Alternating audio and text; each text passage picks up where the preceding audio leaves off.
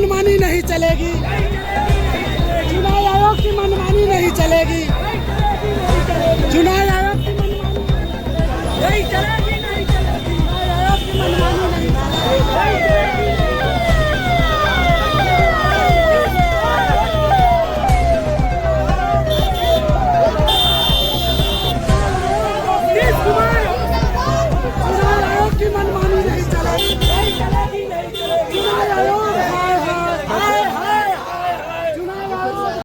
क्योंकि ये हमला इलेक्शन कमीशन जो लोगों को अभी समझ में नहीं आ रहा है, लेकिन इलेक्शन कमीशन गरीब लोगों पे वार कर रही है, हिंदू मुसलमान पे नहीं। हिंदू को भी पेपर दिखाना है, मुस्लिम को भी पेपर दिखाना है।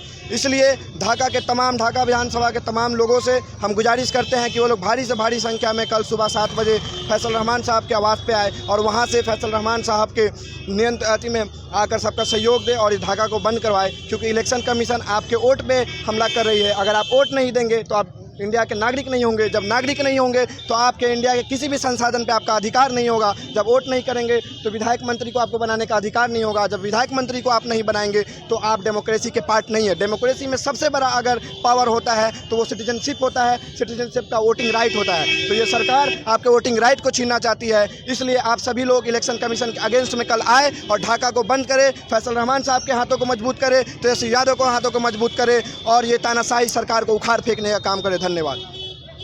का कार्यक्रम था। पूरे देश में ट्रेड यूनियन के तरफ से भारत बंद का आह्वान है। इसी बीच चुनाव आयोग जो हमारे वोट को लूटना चाह रहे थे, इसको लेकर पूरा इंडिया गठबंधन इसका समर्थन कर रहा है। इसके तहत हम बिहार बंद का भी घोषणा किया है। कल चक्का जाम रहेगा और सभी दुकानदार भाइयों से आग्रह करेंगे कि एक दिन प्रजातंत्र लोकतंत्र को बचाने के लिए आप लोग भी अपना एक दिन दुकान बंद रखें। इसी के तहत आज पूरे बिहार में मशाल जुलूस निकाला गया था। इसी के तहत हम लोग यहाँ निकाले हैं।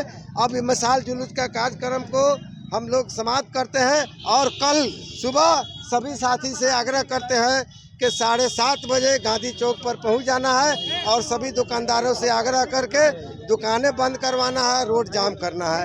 इसके साथ चलिए आइए थोड़ा राजी से लीजिए और आम आवाम से खासकर दुकानदार भाइयों से अपील करते हैं कल इसमें सहयोग दें।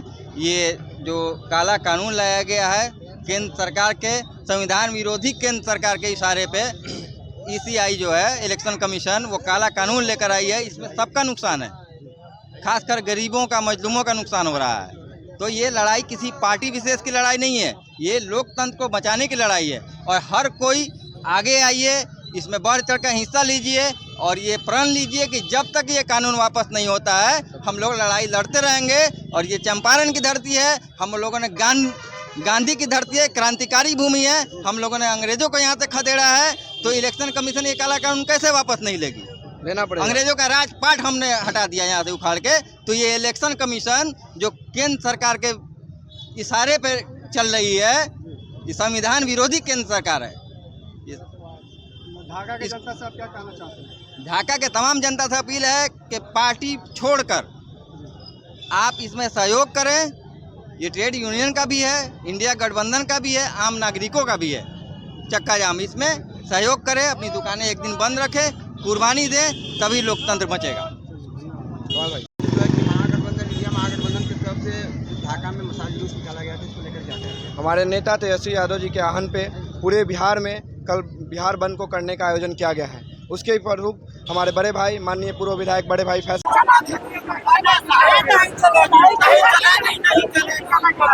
देखिए, जो बिहार में आज वोटिंग के समय में चुनाव आयोग द्वारा एनडीए के नेताओं के द्वारा जो वोटर लिस्ट में नाम काटने के साजिश से दोबारा वोटर लिस्ट में अपना सत्यापन करवाने की जो बात आई है, उसके खिलाफ पूरे बिहार कल चक्का जाम रहेगा।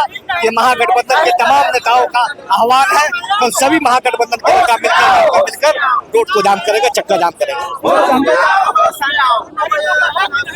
देखिए, हमारे महागठबंधन के सभी कार्यकर्ता, सभी नेता सौहार्द चाहता है, अमन चैन चाहता है। इसलिए सभी शांतिपूर्वक और लोगों से भी अपील रहेगा कि आप कल चक्का जाम का सहयोग करें और सब लोग मिलकर इस एनडीए गवर्नमेंट को और ये चुनाव आयोग के मुंह पर तमाचा मारे।